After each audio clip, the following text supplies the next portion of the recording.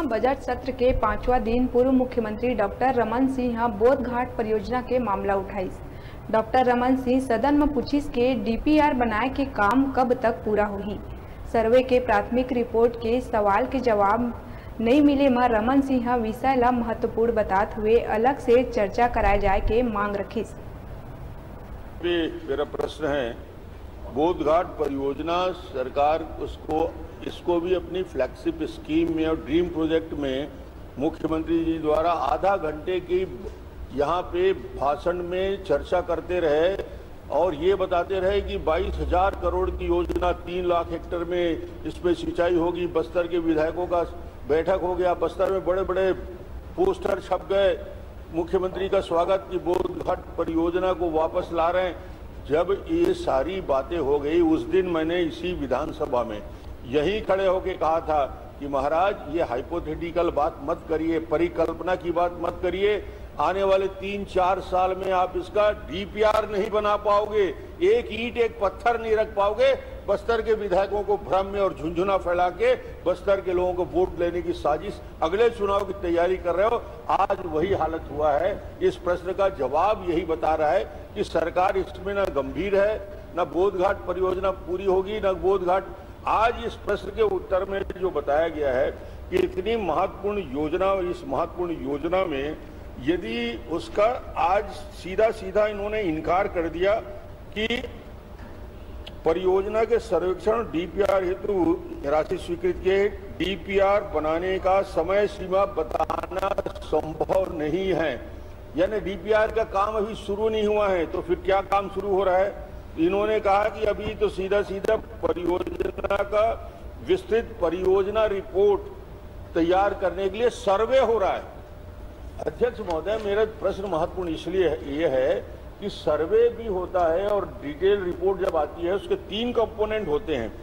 इसमें पर्यावरण की स्वीकृति होना आवश्यक रहता है, इसमें जन सुनवाई आवश्यक होता है, इसमें सिंचाई और बाकी लोगों के राज्य सरकार और केंद्र सरकार की अनुमति, सबका उत्तर निरंकार है। यथा समय ली जाएगी, यथा समय ली जाएगी कार्य। अरे जब आज की स्थिति में यथा स्थिति है, राज्य सरकार की अनुमति नहीं है, केंद्र सरकार की अनुमति नहीं है, पर्यावरण का क्लियरेंस नहीं है, राज्य सरकार को किसी की अनुमति नहीं मिली है, इसका जन सुनवाई नहीं हुआ है, तो यहाँ विधानसभा में बड़ी बड़ी बात करके आधा घंटा भाषण देके कि हम इस 22,000 करोड़ प्रोजेक्ट में बस्तर में 57% इरिगेशन ला देंगे। उसी दिन मैंने और नेता प्रतिपक्ष और हमारे सभी सदस्यों ने कहा था यह हाइपोथेटिकल परियोजना को यहाँ पे समय ना ले। मैं ये जानना चाहता हूँ कि उसके सर्वे के बाद डीपीआर बनाने की प्रक्रिया कितने समय में शुरू कर सकते हैं और कब तक की जाएगी? कोई ऐसी कार्य योजना सरकार की है या सरकार इस योजना को ठंडे बस्ते में डाल दी है कि जैसे थी? और इसके लिए अब कम से कम बोध घाट के बारे में बात करना बंद करें। सर प्रश्न क्या था एक बार फिर जी? प्रश्न, एक्चुअल प्रश्न क्या है?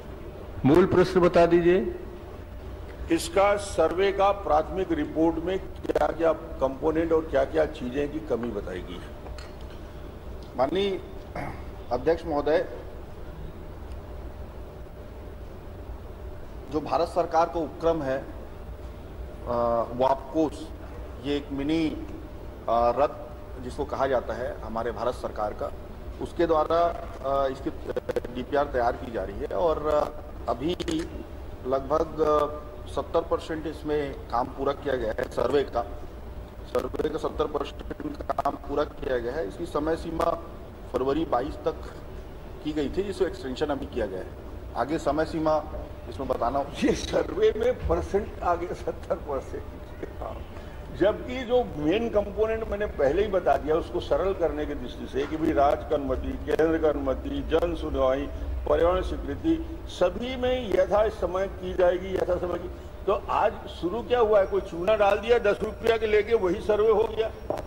आज यदि जिस कंपनी को आपने, कौन से कंपनी को जिसको आपने सर्वे के लिए काम दिया है, डिटेल सर्वे के लिए इस कंपनी को आपने काम दिया है, आपकी जानकारी है? इस प्रश्न को थोड़ा ऐसा कर दें, महत्वपूर्ण प्रश्न है, सभी प्रश्न चाहते हैं। मंत्री जी अस्वस्थ हैं तो मैं नहीं चाहता नए मंत्री को परेशान करूं मैं? आप आधे घंटे की चर्चा ले लीजिए। ये जब तक अध्ययन नहीं करेंगे तब तक होगा नहीं। इसमें आधे घंटे की चर्चा ले ली जाए। मैं आधा घंटे की चर्चा स्वीकार करता हूं। धन्यवाद सर, धन्यवाद।